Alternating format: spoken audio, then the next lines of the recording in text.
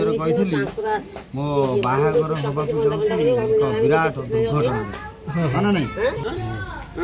ଆଜି ଗୋଟେ ବିରାଟ ବଡ଼ ଦୁର୍ଘଟଣା କ'ଣ ମୋ ଭଉଣୀ ହେରିକା ଭୁଲି ଯାଇଛନ୍ତି କହିବାକୁ ପାଇଁ ଯେ କ'ଣ ବନ୍ଦାପନା ହବ ମୋ କୁମ ସରିଗଲା ବସେଇ ଦେଇଛନ୍ତି ସବୁ ଗଲେ ଡାକିବାକୁ ବର୍ତ୍ତମାନ ଡକାଡକି କରିକି ଆସିବେ ତାପରେ ଯେତେବେଳକୁ ଆସିବେ ଆରମ୍ଭ ହବ ଆଉ ନାନୀ ଅଛି ନାନୀ ଟିକେ ସାହାଯ୍ୟ କରୁଛି ସବୁ ତାର ସେ ଗୋଟିଏ ଗୋଟିଏ ଥୁଆଥୁଇ କରୁଛି ଅନ୍ୟମାନେ ଆସିଲେ ଯାହା ହବ ବସିଥା ବିଞ୍ଚଣା ସିଟ୍ ଲଗେଇବି ସେଟା ଥୋଇଛନ୍ତି ସେଟା ବନ୍ଦାପନା ହବ କେତେ ଗୋଟେ ଆସିନାହାନ୍ତି ଘଣ୍ଟାଟେ ହେଲାଣି ବସି ଜାଣିପାରୁଛ ତ ବସିଲେ କ'ଣ ହେଲା ଗରମ ମନୁ ମନ ବାବୁ ପରିଶ୍ରମ କରିବୁନି ର ଧୂଆଁ କରିକି ଆଣିକି ଆମେ ଦୁଇ ଜଣ ଯାଇକି ବେଦିରେ ବଇଛୁ ବନ୍ଦାପନା କରିବାକୁ ସବୁ ଆସିବେ ଯେହେତୁ ମୁଁ ଟିକେ ଦୂରକୁ ଉଠି ଆସିଛି ଜାଗା ଆମ ଘର ଯେଉଁଠି ଥିଲା ସେଠୁ ଟିକେ ଦୂରକୁ ପଳେଇ ଆସିଛୁ ତ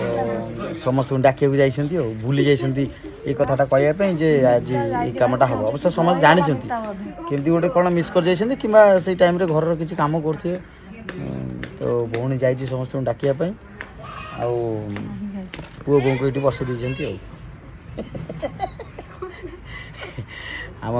ଭାଇନା ହେଉଛନ୍ତି ଆମର ଯେଉଁ ପୁରୋହିତ ଯିଏ କୂଳ ପୁରୋହିତ ସେ ହେଉଛନ୍ତି ମୋର ଅଜା ହେବେ କହିଲେ ମୋ କାମ ସରିଲା ତୁମେ ଦୁଇଟାକୁ ଏଇଠି ବଇଥାଅ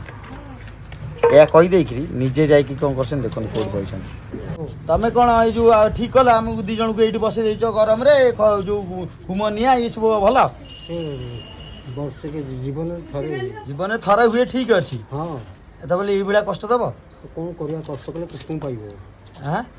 କଷ୍ଟ କଲେ ମୁଁ ବା ଏଇଠି ଆକୁ ପାଇଗଲାଣି ଆଉ ଫେରେ ତା ଉପରକୁ ପାଇବ ଅପେକ୍ଷା କର ହଉ ନିଶ୍ଚୟ ମାଳକୋଟି ହବ ଅଜାଙ୍କର ପ୍ରେଡିକ୍ସନ୍ ଯାହା ଶୁଭିଥିବ ଆପଣଙ୍କୁ ମୁଁ କହିବିନି ଆଉ କ'ଣ କହିଲେ ଯାହା ହଉ ଆଉ ବିଚାବିଚି କହନି ବସ୍ ଟିକେ ଘର ଲୋକ ଗୁଡ଼ା ଦେଖିବେ ତତେ ଟିକେ ମାନେ ଶାନ୍ତ ବର୍ତ୍ତମାନ ଶାନ୍ତ ହେଇଯିବ ଗରମ ହେଲେ କି କାଠେଇକି ରହିବୁ ଗରମ ହେଉନି ନାଇଁ ମତେ ଥଣ୍ଡା ଲାଗୁଛି ନାଇଁ କ'ଣ କହୁଛୁ ଗରମ ହେଲେ ବି ହେଲା ଚୁପଚାପ ବସିବୁ